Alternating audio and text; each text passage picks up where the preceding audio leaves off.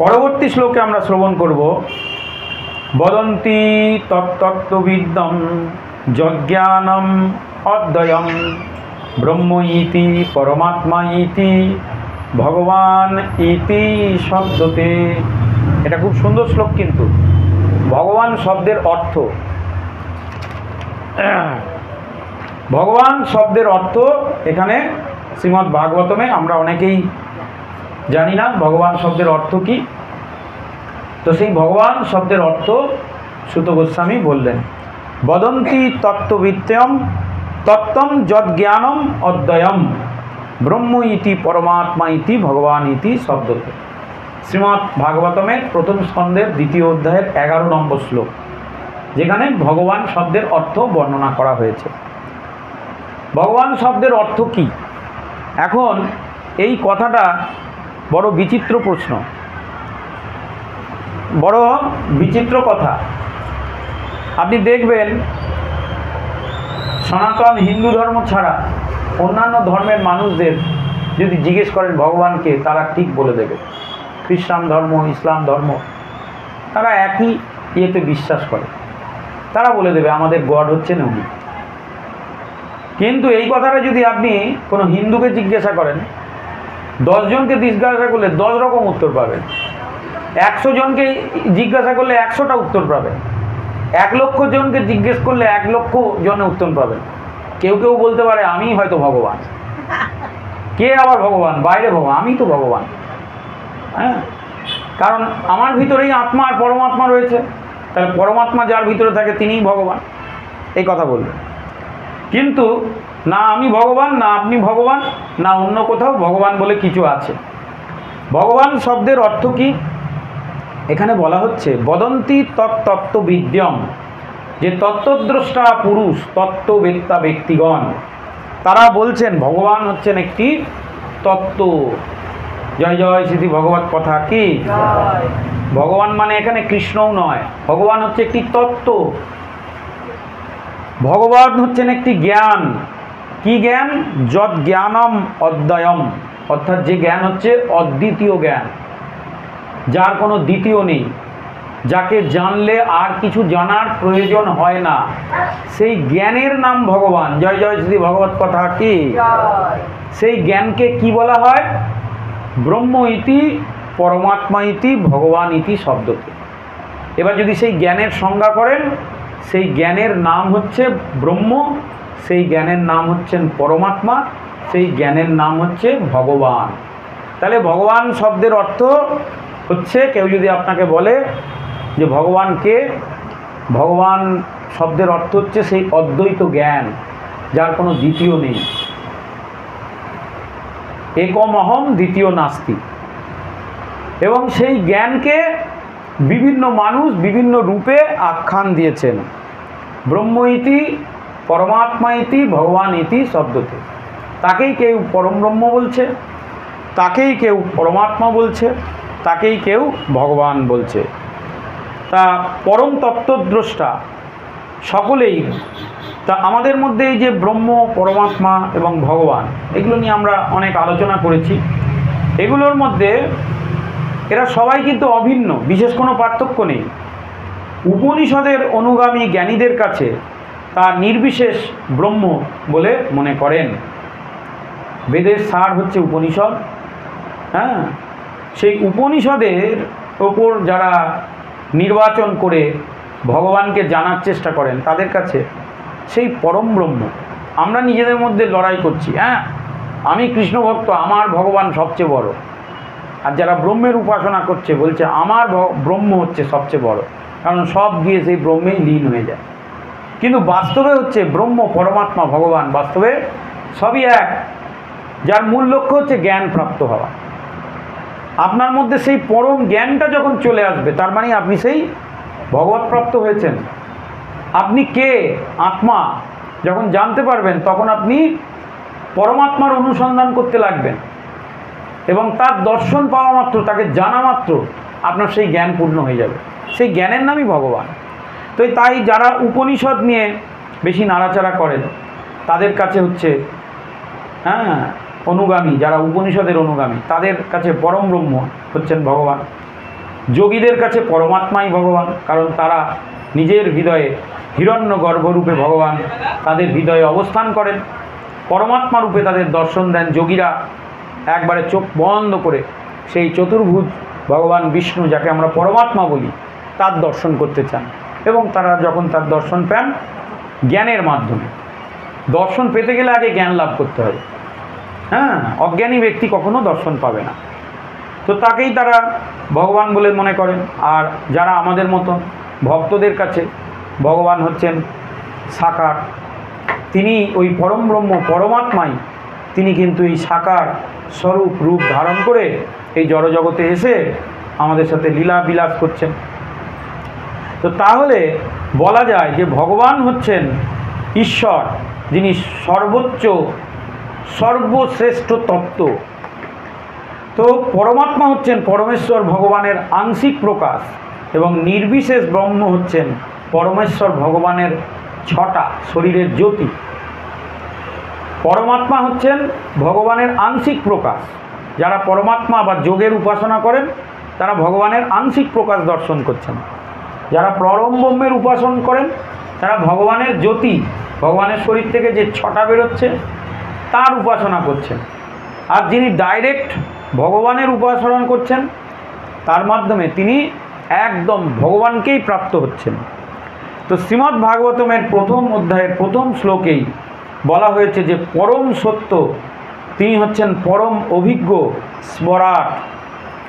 হ্যাঁ, এবং আপেক্ষিক জগতের সব কিছু মায়া মোহ থেকে তিনি মুক্ত। সব কিছু তিনিই সৃষ্টি করেছেন, কিন্তু সৃষ্টি করার পরেও তিনি সব কিছু থেকে মুক্ত। এবং আপেক্ষিক জগতের জ্ঞাতা জ্ঞেয় সব কিছু থেকে তিনি ভিন্ন। তিনি হচ্ছেন চিন্ময় পুরুষ, তাকে ইন্দ্রিয় মন বুদ্ধি দিয়ে পরিমাপ করা যায় না। তাই আমরা খালি চোখে তাকে দেখতে পাই না, আমাদের কান দিয়ে তাকে তার আওয়াজ শুনতে পাই না। এবং জিহ্বাও তার নাম করতে কষ্ট পায়, কারণ এই নাম তো চিন্ময়। জিহ্বা তো জড় বিষয়ের প্রতি আসক্ত। মনে রাখবেন, জিহ্বাটা জড়, নামটা চিন্ময়। কি করে হবে? ম্যাচিং হচ্ছে না তো। রাজ্যটক হচ্ছে, বিয়ের সময় যেরকম রাজ্যটক হয়, হচ্ছে না। জিহ্বা হচ্ছে জড় আর নাম হচ্ছে চিন্ময়, ফলে ম্যাচিং হচ্ছে না। ওই জন্য জিহ্বা নাম করতে চাইছে না। ধর রাখ নাম, এখন পরে কথা বলবো, আগে ফোন করে নি, আগে কথা বলে নি, মিলছে না। ঠিক আছে, কিন্তু তাই বলে তো ছেড়ে দেওয়া যায় না। বিবাহ যখন হয়েছে, সম্বন্ধ যখন হয়েছে, হ্যাঁ, তোমাকে আমার সাথেই থাকতে হবে। তাই গুরুদেব যখন কৃপা করে নাম দিয়েছেন, তখন জিহ্বাকে শাসন করতে হবে যে তুমি, আমি এখন তোমার স্বামী। হ্যাঁ, তোমাকে আমার কথা শুনে চলতে হবে। বলো নাম, বলো হরে কৃষ্ণ হরে কৃষ্ণ কৃষ্ণ কৃষ্ণ হরে হরে, হরে রাম রাম রাম হরে হরে।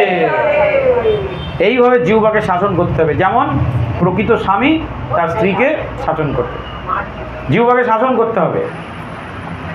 আবার জিহ্বাকে বেশি শাসন করলে জিহ্বা আবার বলবে, আচ্ছা এখন তোমার সময় ভালো, শাসনটা করে নাও, আমার যখন সময় আসবে না তখন তোমার মজা দেখিয়ে দেবো।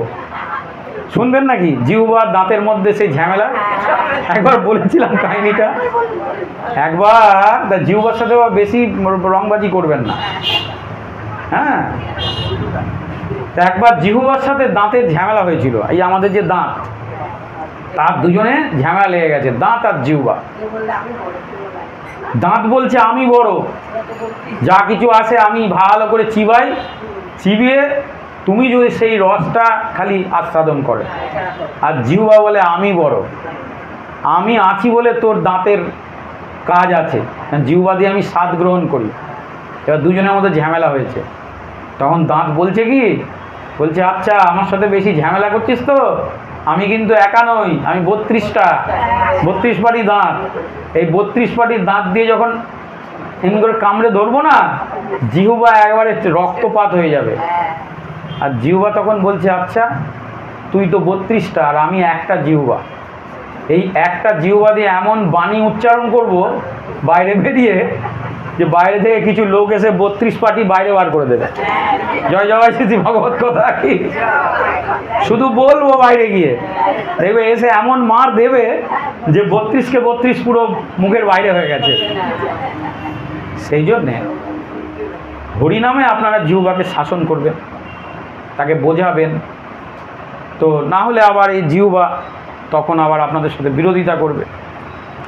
তো সেই জন্যেই কথা হচ্ছে যে শ্রীমদ্ ভাগবতমের প্রথম শ্লোকে বর্ণিত হয়েছে যে কথা, ভগবান শ্রীকৃষ্ণ হচ্ছেন পরম সত্য, পরম সরার, আর বাকি যা কিছু হচ্ছে সব আপেক্ষিক। এগুলোও সত্য, মিথ্যা নয়। বাবা মা আত্মীয় স্বজন বন্ধু বান্ধব জগৎ সংসার এগুলো যে পুরো মিথ্যা তাও নয়, এগুলো আপেক্ষিক, কিন্তু সর্বৈব সত্য নয়। এরা অনিত্য, আজ আছে কাল নেই। হ্যাঁ, তো শক্তি এবং শক্তিমানের মধ্যে কোনো পার্থক্য নেই। ভগবান হচ্ছেন শক্তিমান আর নাম হচ্ছেন শক্তি, ভগবানের শক্তি। তো তাই তার মধ্যে বিশেষ কোনো পার্থক্য নেই। তো তাই জীব যখন নিকৃষ্ট প্রকৃতির সংস্পর্শে আসে তখন সে নিজ শক্তির অন্তর্গত বলে মনে করে, আবার যখন জীব ভগবানের সংস্পর্শে আছে তখন সে ভগবানের শক্তির, আপনি কার সঙ্গ করছেন এইটা থেকেই সব কিছু প্রভাবিত হবে। আপনি যদি বেশি করে ভক্ত সঙ্গ করেন, নামের সঙ্গ করেন, নামে যদি আপনার রুচি হয়, তাহলে আস্তে আস্তে আস্তে আস্তে আস্তে আস্তে আপনার মধ্যে আমূল পরিবর্তন আসতে বাধ্য।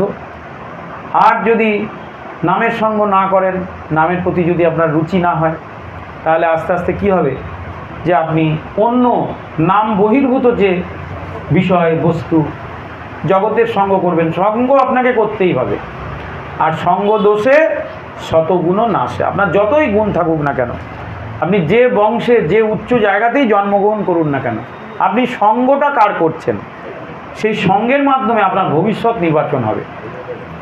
যেমন সঙ্গ তেমন লাভ। আপনার যদি 10টা ধনী বন্ধু থাকে, খুব ভালো করে মনে রাখবেন, আপনার যদি 10টা ধনী বন্ধু থাকে, ধনী মানে পয়সাওয়ালা, তাহলে আজ থেকে 5 বছর পর 11 নম্বর ধনীটা আপনি হবেন। আপনার যদি 10টা ভক্ত বন্ধু থাকে, তাহলে আজ থেকে 5 বছর পর 11 নম্বর ভক্তটা আপনি হবেন। তো তাই যার সঙ্গ করবেন আপনি আস্তে আস্তে আস্তে আস্তে তার মতনই কিন্তু হয়ে যাবেন। এবার নির্বাচন করাটা আমাদের ব্যক্তিগত ব্যাপার। এই মনুষ্যজনিতেই ভগবান আমাদের মধ্যে একটা স্বাধীনতা দিয়েছে, যেটা অন্য জনিতে আমরা পাই না। সেই স্বাধীনতা হচ্ছে কি না, আমরা আমাদের সব কিছুকে সিদ্ধান্ত নিতে পারি, সিদ্ধান্ত নেওয়ার ক্ষমতা আমাদের মধ্যে রয়েছে। যেমন ধরুন, যে ব্যক্তির সুগার আছে, তিনি যদি মনে করেন যে কাল থেকে আমি আর মিষ্টি খাবো না, তার মানে কি তিনি সিদ্ধান্ত নিলেন, তিনি এইটাই সিদ্ধান্ত নিলেন যে আগামী দিনে আমি সুস্থ থাকবো। সেই সুস্থতার সিদ্ধান্তটা তিনি এইভাবে নিলেন। কোনো মানুষ যদি বলেন যে না কালকে থেকে আমি উঠে মর্নিং ওয়াক করব, মর্নিং ওয়াকটা একটা সাধারণ বিষয়, কিন্তু এর মাধ্যমে তিনি সিদ্ধান্ত নিলেন যে আগামী দিনে আমি এর থেকেও বেশি সুস্থতা অনুভব করব। কেউ সিদ্ধান্ত নিলেন যে আজ থেকে আমি ভালো করে ভগবানের সেবা করব, ভক্তি করব, সাধন ভজন করব, বা যদি দীক্ষা না হয়ে থাকে কারুর কাছে আমি গিয়ে ভিক্ষা করে দীক্ষাটা নেব। তাহলে আপনি সিদ্ধান্ত নিলেন যে আপনার আগামী যে জীবনটা আরও উন্নত হবে। এরকম আমাদের মধ্যে সিদ্ধান্ত নেওয়ার একটা সূক্ষ্ম স্বাধীনতা ভগবান দিয়ে রেখেছে। তাই আমাদের জীবনে যা কিছু হচ্ছে তার জন্য কিন্তু আমরাই দায়ী। আমার শাস্তি ওনাকে দেওয়া হবে না, ওনার শাস্তি অন্য কাউকে দেওয়া হবে না। সব কর্মফল আমাদেরকেই ভোগ করতে হচ্ছে, কারণ এই কর্ম করার আগে আমরা চিন্তা করেছিলাম, আর চিন্তা করার পর সিদ্ধান্তটা আমরাই নিয়েছিলাম। ভগবান কিন্তু সব অপশান দিয়ে রেখেছে, আপনি যেমন চান তেমন ভাবে নিজের জীবনকে কাটাতে পারেন, কেউ আপনাকে বাধা দেবে না। হ্যাঁ, যেমন চান। তো তাই এই সিদ্ধান্তগুলো আমাদের খুব চিন্তা ভাবনা বিচার বিবেচনা করে কিন্তু নিতে হবে। মনুষ্য জীবন পুরোপুরি ডিসিশানের উপর চলছে। আপনি যদি ডিসিশান না নেন, কোনো সিদ্ধান্ত কোনো বিষয়ে না নেন, সেটাও কিন্তু একটা সিদ্ধান্ত, মনে রাখবেন। যে সিদ্ধান্তের মাধ্যমে আপনি চিন্তা করে রেখেছেন, ধরুন একটা কোনো বিষয়, সেটা নিয়ে আপনি কোনো সিদ্ধান্তই নিচ্ছেন না, ফেলে রেখেছেন বিষয়টাকে, তার মানে ওই বিষয়টাকে আপনি পেন্ডিং করে রেখেছেন, এটাই আপনার সিদ্ধান্ত, ওই জিনিসটা কোনো দিন সলভ হবে না। তৎশ্রদ্ধাদুনং মুনয় জ্ঞান বৈরাগ্য যুক্তয়া পশ্যন্তি আত্মানি চ আত্মানং ভক্ত সুত গৃহীতয়া।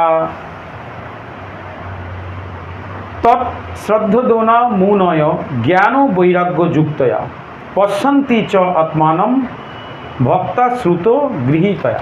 এর অর্থ কি?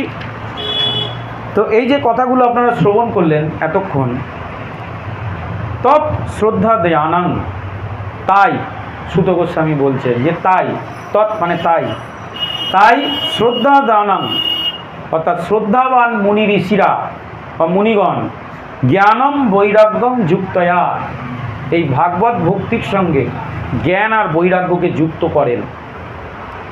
ভাগবত কথা সাধু সঙ্গের মাধ্যমে জ্ঞান প্রাপ্ত হন, আর সাধন ভজন ইত্যাদির মাধ্যমে বৈরাগ্য প্রাপ্ত হন।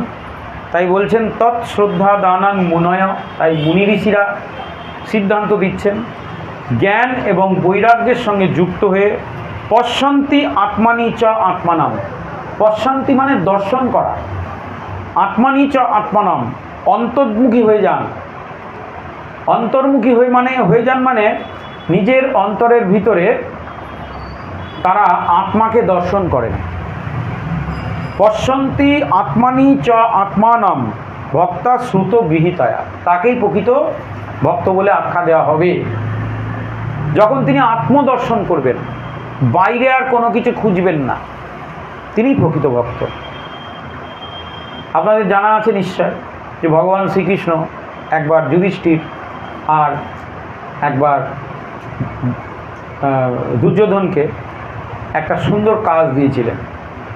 হ্যাঁ, যুধিষ্ঠিরকে বলেছিলেন যে এই জগতে খুঁজে দেখে আসো তো, যে এই জগতের সবচেয়ে খারাপ লোক, যার মধ্যে কোনো গুণ নেই, এরকম একটা ব্যক্তিকে তুমি খুঁজে নিয়ে এসো। যুধিষ্ঠির বললেন ঠিক আছে, খুঁজতে বেরিয়ে পড়লেন। আর দুর্যোধনকে বললেন যে তোমাকে একটা কাজ দিচ্ছি, তুমি খুঁজে দেখে এসো এই জগতে সবচেয়ে গুণী ব্যক্তিকে, খুব নামি দামি গুণী ভালো ব্যক্তি, গুণী মানে ভালো, তোমাকে কাজ দিলাম। তো দুজনেই বেরিয়ে পড়লেন। 2-3 দিন পর দুজনেই ঘুরে এলেন খালি হাতে। যুধিষ্ঠির মহারাজকে বললেন যে আরে তুমি খালি হাতে এলে কেন? যুধিষ্ঠির মহারাজ বলছেন সমগ্র রাজ্য ঘুরে দেখলাম যে সবার মধ্যেই কিছু না কিছু গুণ আছে। হ্যাঁ, যে আঁকতে জানে, কেউ গান গাইতে জানে, কেউ নাচতে জানে, কেউ কিছুই জানে না, ভালো রান্না করতে জানে, সবার মধ্যে কিছু না কিছু গুণ আছে, কিন্তু একমাত্র আমার মধ্যেই কোনো গুণ নেই। জয় জয় শ্রী ভগবত কথা কি? যুধিষ্ঠির মহারাজকে ভগবান বললেন ঠিক আছে, তার মানে সবচেয়ে নির্গুণ, সবচেয়ে অদম আমি। তিনি আত্মদর্শন করেছিলেন সেই দিন।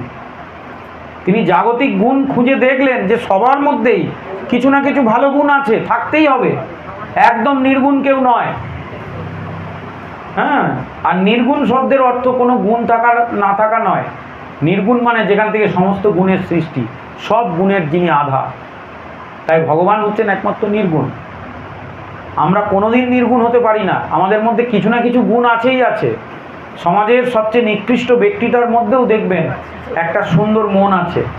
সবচেয়ে নিকৃষ্টতম ব্যক্তি, তার মধ্যে একটা সুন্দর মন আছে, সুন্দর অনুভূতি আছে, হয়তো সে ভালো গান গাইতে পারে। তাই যুধিষ্ঠির মহারাজ বললেন যে এমন কোনো ব্যক্তি আমি খুঁজে পেলাম না প্রভু যার মধ্যে কোনো গুণ নেই, সবার মধ্যে কোনো না কোনো গুণ আছে, শুধু আমার মধ্যেই মনে হলো যে ওই গুণটা আমার মধ্যে নেই। তাই এই জগতের সবচেয়ে যদি কেউ অদম পতিত জীব হতে হয় সেটা হচ্ছে আমি। এরপরে যথারীতি এলেন দুর্যোধন।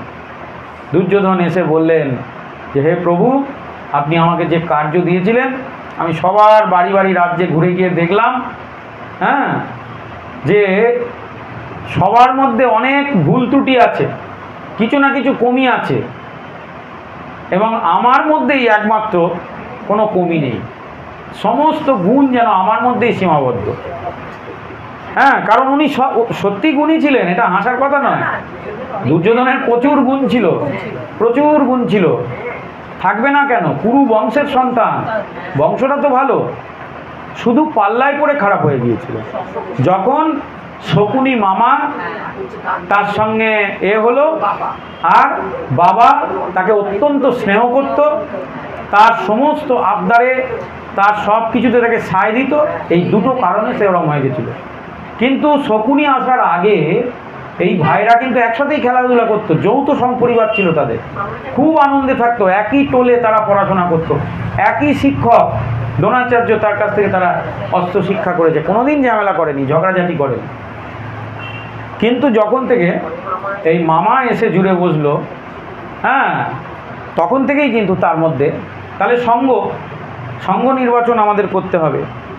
তো তাই পশ্যান্তি আত্মানিং চ আত্মানাম, যুধিষ্ঠির মহারাজ সেই দিন তার মধ্যে আত্মদর্শন করেছিলেন যে আমার মধ্যে সত্যি অনেক কমি আছে, আমি বাইরে কোথায় কার মধ্যে কমি খুঁজতে যাব। আর দুর্যোধন মহারাজ তিনি কিন্তু চোখ খুলে বাইরে দর্শন করছেন। কাহিনীর বক্তব্য হচ্ছে এটাই, যিনি আত্মদর্শন করতে শুরু করেন তিনি আর বাইরের দোষ ত্রুটি দেখেন না, তিনি সব কিছুর মধ্যে নিজেকে দর্শন করেন আর নিজের মধ্যে সব কিছুকে দর্শন করেন। আর যিনি দুর্যোধনের মতন, আমরা কাহিনীগুলো শুনি ঠিকই, তারপর মহা আনন্দে সেই কাহিনীগুলোকে অনুভব করি, কিন্তু তার যে মূল তাৎপর্য, মূল লক্ষ্য, মূল বিষয়বস্তুটা কি, কেন ব্যাসদেব এরকম একটা সাধারণ কাহিনী লিখতে যাবেন? এরকম কাহিনী তো অনেক লোক লেখে, অনেক সাহিত্যিক আছে তারা লিখছে, তারা আর ব্যাসদেব কি এক? ব্যাসদেব কেন এরকম ধরনের ঘটনা লিখতে গেলেন? কোনোদিন আপনারা প্রশ্ন করেছেন পাঠকদের যে আচ্ছা এই ঘটনাটার মধ্যে আছেটা কি, ব্যাপারটা কি? ব্যাপারটা হচ্ছে তত্ত্ব দর্শন। তত্ত্ব দর্শন এটা হচ্ছে এটা যে যুধিষ্ঠির মহারাজ আস্তে আস্তে আস্তে আস্তে পশ্যান্তি আত্মানি চ আত্মানাম, তিনি আত্মদর্শন করছেন। আর দুর্যোধন ঠিক তার উল্টো, তিনি বহির্মুখ। দুর্যোধন মানে এখানে সেই দুর্যোধনের কথা বলা হচ্ছে না, এখানে আমাদের মতন দুর্যোধন। জয় জয় শ্রী ভগবত কথা কি, যারা আমরা সব সময় পরের দোষ খুঁজি, পরের ভালো, পরের মন্দ, পরের মানে সব সময় চোখ দিয়ে আমরা বাইরেরটা দেখছি, নিজেকে দেখছি না। তাই ভগবান হচ্ছেন পরমানন্দ মাধবম, আর আমরা হচ্ছি সংসারে স্থিত দুঃখী আত্মা। ভগবান হচ্ছেন ব্রহ্মে স্থিত প্রসন্ন আত্মা। ভগবান কি? ব্রহ্মে স্থিত প্রসন্ন আত্মা। তিনি নিজেই পরম ব্রহ্ম, কিন্তু তিনি আবার সর্বদা সেই ব্রহ্মে লীন হয়ে থাকেন, তাই তিনি সর্বদা প্রসন্ন। ভগবান শ্রীকৃষ্ণ দেখবেন সর্বদা আনন্দিত। আর আমরা তার সন্তান হয়ে দুর্যোধনের মতন আচরণ করছি, আমরা নিজের আত্মদর্শন করছি না, তাই আমরা হয়ে গেছি সংসারে স্থিত দুঃখী আত্মা।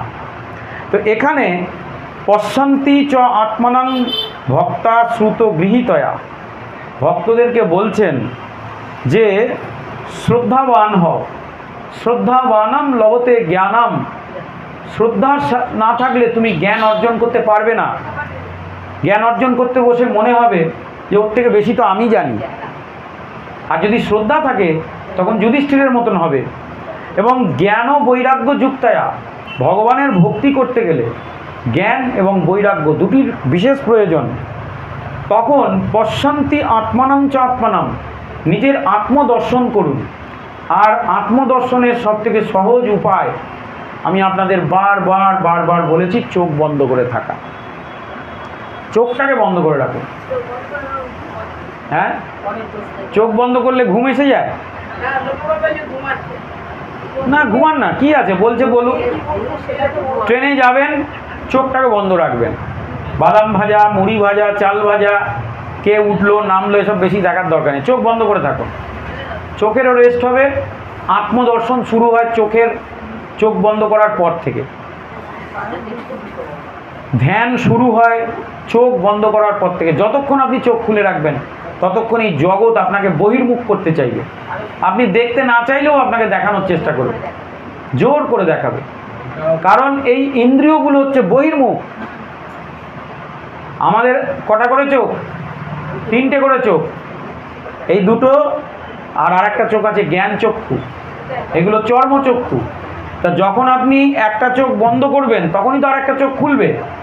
হ্যাঁ, অন্ধ ব্যক্তি রাস্তা দিয়ে দেখেছেন কিরম একটা লাঠি ঠুকতে ঠুকতে হেঁটে চলে যায়। যে জায়গায় চোখে দেখতে পাওয়া ব্যক্তি হোঁচট খায়, অ্যাক্সিডেন্ট হয়, সে অন্ধ ব্যক্তি কিন্তু সেই জায়গায় টুকটুক টুকটুক করে পার হয়ে চলে গেল। কিসের দ্বারা? তার তো চোখ নেই, কি করে অনুভব করলো, কি করে দেখলো? কারণ আপনার দৃষ্টিভঙ্গি দিয়ে বা আমাদের দৃষ্টিভঙ্গি দিয়ে আমরা মনে হচ্ছে সে অন্ধ, কিন্তু আত্মদ্রষ্টা সে কিন্তু তার আত্মদর্শন, তার ধ্যান ধারণা আমাদের থেকে অনেক বেশি। সে কিন্তু খালি চোখে যা দেখতে পাচ্ছে, যা বুঝতে পারছে, তার আর সূরদাস বা আদি যাদের উদাহরণ আছে আমাদের থেকে কিন্তু অনেক বেশি তারা দিব্য দর্শন করার সুযোগ পায়। তাই আমাদেরকেও মাঝে মাঝে ভগবান কৃপা করে আমাদেরকে এই সুন্দর জগৎকে দেখতে দিয়েছেন বলে সারাক্ষণ আমরা চোখ মেলে দেখব, এটাও ঠিক নয়। কিছুক্ষণ মাঝে মাঝে চক্ষু মুদিয়ে আত্মাকে অনুভব করুন, মনে মনে চিন্তা করুন, দরকার হলে সব সাধনা করুন, সব সাধনা। বাবা প্রভু এসব কি বলছেন? সব মানে কি? মৃতদেহ তন্ত্র সাধনা। মনে করে নিন যে আপনি মরে গেছেন আর আপনার সবটা রাখা রয়েছে, আর আপনি তার মধ্যে তার উপরে ধ্যান করছেন। ওই নিচে যার উপর বসে আছেন সেটা হচ্ছে আপনি। করুন দেখি এইভাবে সব সাধনা। আর এই যে আপনার স্পাইনাল কর্ড, এটাকে সোজা রাখবেন। আর মন্ত্র আছে ভাম স্বম লম ওম, এইভাবে 5টা পরপর পরপর মুদ্রা আছে। তো যাই হোক, এসব অনেক কঠিন তত্ত্ব, তার থেকে অনেক সহজ পদ্ধতি হচ্ছে নাম জপ করা, হরে কৃষ্ণ মহামন্ত্র নাম এবং সংকীর্তন। তো এই যে অপ্রাকৃত বস্তুর মধ্যে সুদৃঢ় বিশ্বাস, মুনিগণ বৈরাগ্য শাস্ত্র বা জ্ঞান শাস্ত্রের কথা বলেছেন, এর মাধ্যমে প্রেমময়ী সেবার দ্বারাই কিন্তু আমরা হৃদয়ে পরমাত্মার আত্মদর্শন, তত্ত্বদর্শনকে অনুভব করতে পারি। আপনাদের সব সাধনার দরকার নেই, আপনারা মনে মনে সাধনা করুন এইভাবে যে ধরুন উনি মালাটা গেঁথেছে, উনি প্র্যাকটিক্যালি গেঁথেছে, আপনি মনে মনে গাঁথুন। মনে মনে চিন্তা করুন গোটা হাওড়ার বাজারে যত দামি দামি ফুল আছে সব আপনার কাছে এসে জড়ো হয়েছে, আর আপনি আপনার মনের ইচ্ছা মতো ভালো ভালো ফুল চয়ন করে সুন্দর করে মালা গাচ্ছেন, গেঁথে ভগবানকে একেবারে নিজে হাতে পরাচ্ছেন। এটাও তো সাধনা। তা এইভাবেও কিন্তু আমরা সাধনা করতে পারি। তো বাসুদেব বা পরমেশ্বর ভগবান মানে মূল বক্তব্য হচ্ছে আত্মদর্শন। আর এই আত্মদর্শন তখনই শুরু হবে যখন আপনি বাইরের দিকে কম দেখবেন, নিজেকে বেশি দেখবেন। বাইরে দেখে কোনো লাভ নেই, বাইরে কিচ্ছু নেই, সব নিজের ভেতরে আছে। বাইরে যা কিছু দেখছেন, স্বামী বিবেকানন্দ বলেছেন জগতের বাইরে যা কিছু আছে তার সব কিছু পূর্ণরূপে আপনার মধ্যে বিদ্যমান। অগ্নি, জল, বায়ু, আকাশ, মাটি, সব কিছু আপনার মধ্যে বিদ্যমান। আপনার শরীরে বায়ু আছে, আপনার শরীরে অগ্নি আছে, আপনার শরীরে জল আছে, সব আছে, বাইরে কিচ্ছু নেই। আগেকার দিনে বড় বড় সাধিকারা কি করতেন, আমরা রাসলীলাতেও দেখেছি যে যাদেরকে ভগবানের কাছে যেতে দেওয়া হয়নি তারা অগ্নির মধ্যে নিজেকে আহুতি দিয়েছেন। সেই অগ্নি কোথা থেকে এলো? নিজের শরীর থেকে সেই অগ্নিকে বার করে নিজেকেই নিজে দাহ করে দিয়েছেন। তো বাসুদেব ভগবান শ্রীকৃষ্ণের প্রতি ভক্তিযুক্ত সেবার মাধ্যমেই আমরা কিন্তু পরম তত্ত্বকে জানতে পারি। এছাড়া আমাদের কাছে অন্য কোনো অপশন নেই। যে ব্রহ্ম হচ্ছে ভগবানের দেহ নির্গত ছটা, পরমাত্মা হচ্ছে ভগবানের আংশিক প্রকাশ, আর ব্রহ্ম, পরমাত্মা আর ভগবান এই তিনটে মিলিয়েই কিন্তু এই সচ্চিৎ সচিদানন্দ রূপ তৈরি হচ্ছে। তো এই জগতে 4 শ্রেণীর মনুষ্য আছেন, কর্মী, জ্ঞানী, যোগী এবং ভক্ত। 4 ধরনের মনুষ্য আছে, কর্মী, জ্ঞানী, যোগী এবং ভক্ত। তার মধ্যে কর্মীরা হচ্ছেন জড়বাদী, কিন্তু অন্য 3টি শ্রেণীর মানুষরা হচ্ছেন আধ্যাত্মবাদী। কর্মীরা হচ্ছেন জড়বাদী, তারা কর্ম করেন, যে দেখবেন ভগবানে বিশ্বাস করে না, তার মানে সে কিন্তু নিজের প্রতি আত্মবিশ্বাস আছে, তার অন্যকে বিশ্বাস করার দরকার নেই, সে কর্মী। সঙ্গে সঙ্গে মনে রাখবেন সে কিন্তু কর্মী।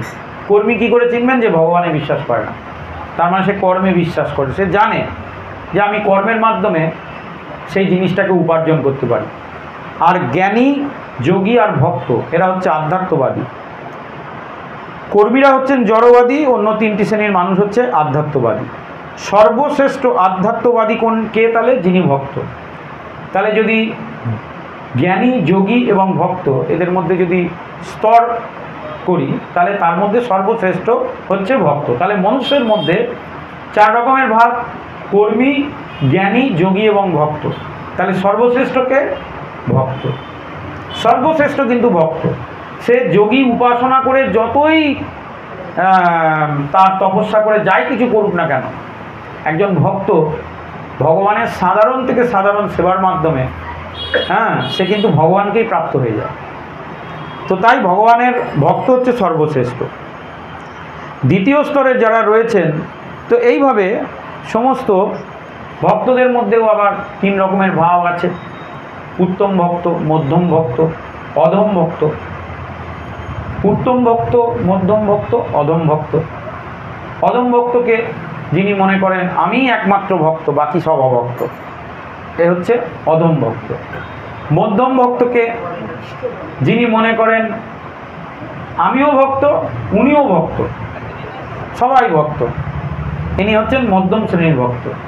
আর উত্তম ভক্তকে, উত্তম ভক্ত হচ্ছে নরোত্তম দাস ঠাকুর, ভক্তি বিনোদ ঠাকুর। তারা বলছেন যে আমি এখনও ভক্ত হতে পারি, আপনারা কৃপা করে আমাকে একটু আশীর্বাদ করুন যেন আমি ভগবানের ভক্তি করতে পারি। জয় জয় শ্রী ভগবত কথা কি।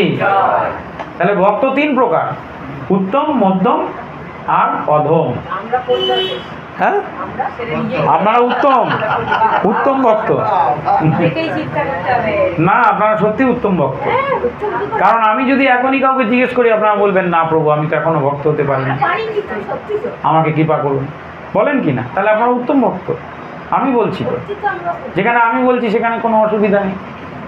আমি তো বলেই দিলাম যে ভক্তের যে 3টি স্তর, তার মধ্যে উত্তম, মধ্যম আর অধম। অধমকে যে মনে করছে আমি ভক্ত, বাকিটা সব অভক্ত। আপনাদের কারুর মধ্যে, এই ঠাকুরপুকুর মন্দিরে এসে আমি দেখি কারুর মধ্যে সেই চিন্তা ভাবনা নেই। তাহলে এর ওপরের স্তরে কে আছে? মধ্যম ভক্ত, যিনি মনে করেন যে আমিও ভক্ত, তুমিও ভক্ত, সবাই ভক্ত। আপনারা তাও নন, তাও ভাবেন না। আপনারা সবসময় ভাবছেন যে প্রভু আমাকে কৃপা করুন, আমি যেন ভালো ভক্ত হতে পারি।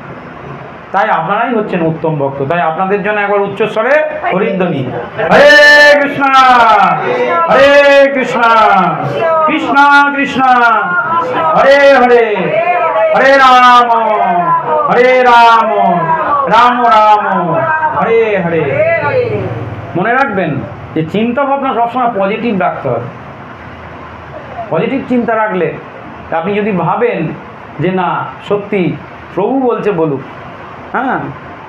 তো তাহলে দেখবেন আপনারা সত্যি একদিন উত্তম ভক্ত হতে পারবেন। উত্তম ভক্ত হব এটা ভাববেন না, ভাববেন যে না আমি তো ভক্ত হতে পারলাম না, উনি তো হতে পারলেন।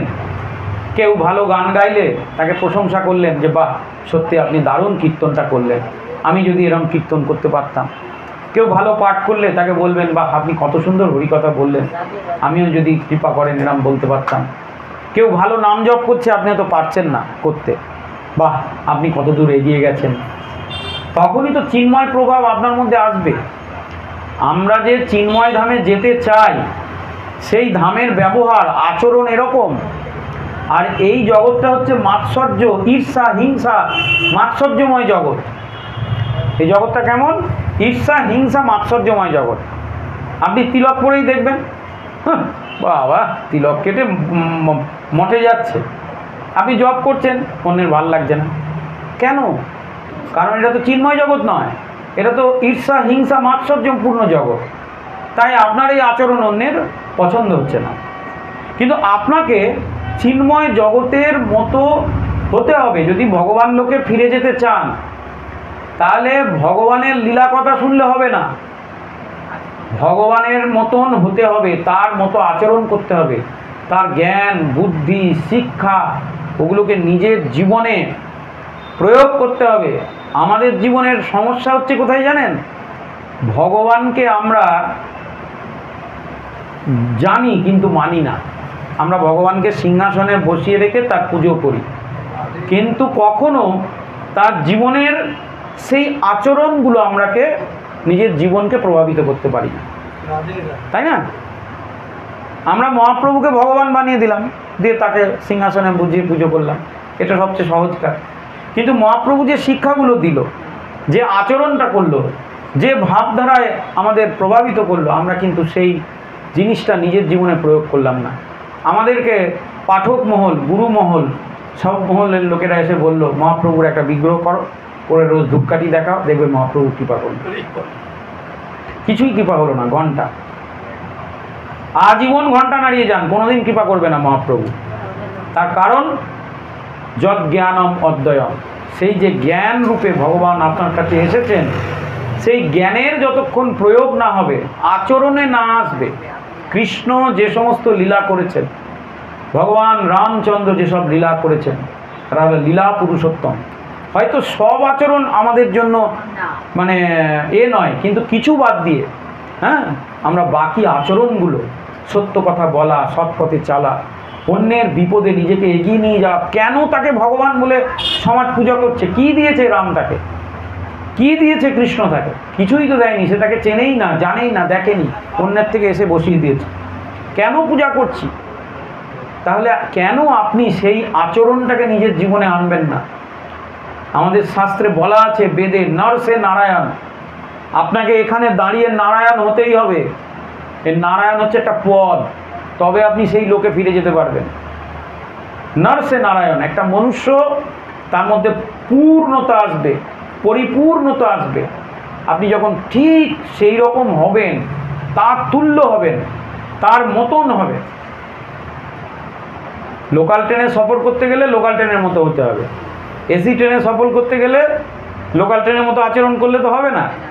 এসি ট্রেনের মধ্যে আপনাকে এসির মতো একেবারে হতে হবে। তেমনি আমরা জড় জগতে আছি, আমাদেরকে চিন্ময় জগতে যেতে হবে, তা আচরণটাও আমাদের সেরকম হতে হবে। সাধু, গুরু, বৈষ্ণব, ভগবান, তাদের এই জীবন গাথা, এগুলো থেকে আমাদের অনুপ্রাণিত হয়ে ঠিক সেই জীবন আদর্শে আমাদেরকে গড়ে তুলতে হবে, তবেই আমরা কিন্তু সেই জগতে ফিরে যেতে হবে পারবো। জয় জয় শ্রী ভগবত কথা কি, হরে কৃষ্ণ। তো আজকের ভাগবতী কথা এখানেই বিরাম দিলাম, আবার দেখা হবে আগামী দিনে। হরে কৃষ্ণ, সকলে ভালো থাকবেন। হরি বল।